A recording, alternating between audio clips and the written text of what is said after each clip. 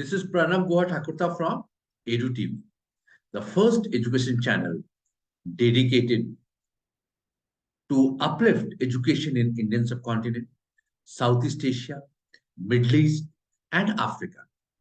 In our favorite program, Schools and University Connect. Our guest today is Dr. Anjali Sherawat from Sushant University. I'll just speak a bit about Dr. Anjali Sherawat. She's an alumna of JNU. Dr. Anjali Sherawat is a dynamic personality who teaches politics and international relations to law students.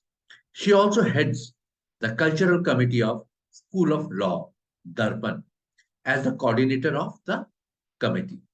She has immensely facilitated students to commence various programs for the disadvantaged and underprivileged, making them more solicitous about the welfare of society. Ms. Sherawat has completed her MA from the Center for Political Studies and MPhil and PhD from the School of International Studies, both from Jawaharlal Nehru University. She has qualified UGC NET exam, Political Science in 2010. Her PhD thesis is titled Ethno-Regional Divide and Political Transformation in Kyrgyzstan, 1991 to 2011. She has worked for almost 4 years as a senior researcher for the QUIP, Qatar Unified Imaging Project, funded by the Qatar Foundation in association with University of Exeter, UK.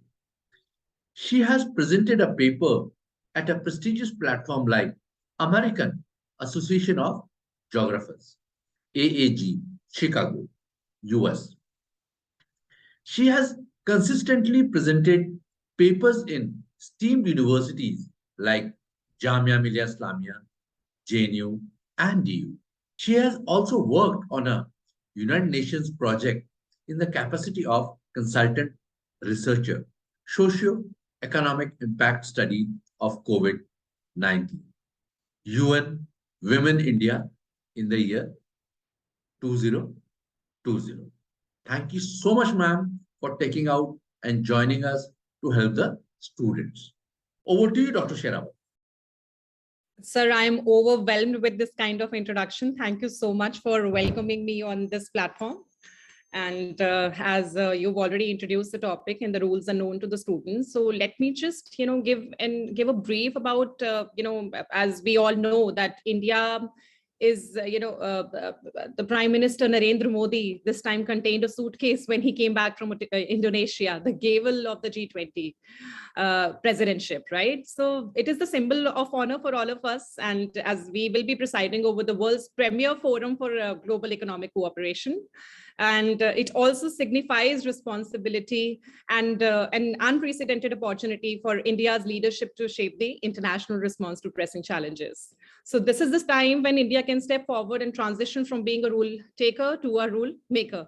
So India has already, shown that India is an important state when it was negotiating the Bali Declaration of the just concluded G20 summit, and India has already been uploaded for Prime Minister Modi's statement that this era must not be a war. And India will be holding 200 meetings in 35 different sectors in multiple locations across India. And in today's forum, we hear it from our students, the young generation, the leaders of tomorrow about G20 and India's role. Okay, all of us have seen that India has recently been passed on the presidency for the next G20 summit, which is happening. Now, this is a great achievement. And the reason is because India is a country which looks at the sustainable development goals for all the other nations as a whole together. And now, let's look at what's happening in the UN currently. There are the developed nations out there, such as the US, UK, and France, that only look at what their desires are within these whole energy targets. I mean, let's look at any of the agendas that they have set in the past in the UN. It's always been that they look at their needs first before others. But if India's, even if you look at what the theme of our G20 summit says, is Vasudev Kutumbakam, which means one family. Our Indian values, which are deep rooted within us, have always believed in this, just to see the whole world as one. Whenever we bring out new law or bring out new declaration out there, it's always that we look at the other people's needs as well, the needs of the developing nations, the underdeveloped nations. And this is something which has been something which has been missing in the developed countries, if I could say that. Yeah. Now another thing I would like to address is failure of other countries to. So as I was saying, let's look at the recent 27 summit that happened, in which a compensation was imposed upon the other countries. Now this is finally happening because the countries had contributed to the current carbon emissions that we are facing back when they were developing. And now when we developing countries want to develop, they refuse to share modern technology with us. And at the same time, they ask us, and at the same time, they ask us to reduce our carbon emissions. Now it's about time this hypocrisy stopped. Now with India being given such a platform to become the leader of the G20, I believe that a lot of such issues will actually be heard by the other countries.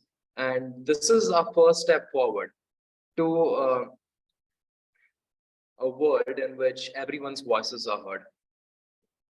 Thank you so much, Advait, from Deens Academy, Bangalore. Advait Nambial, and who,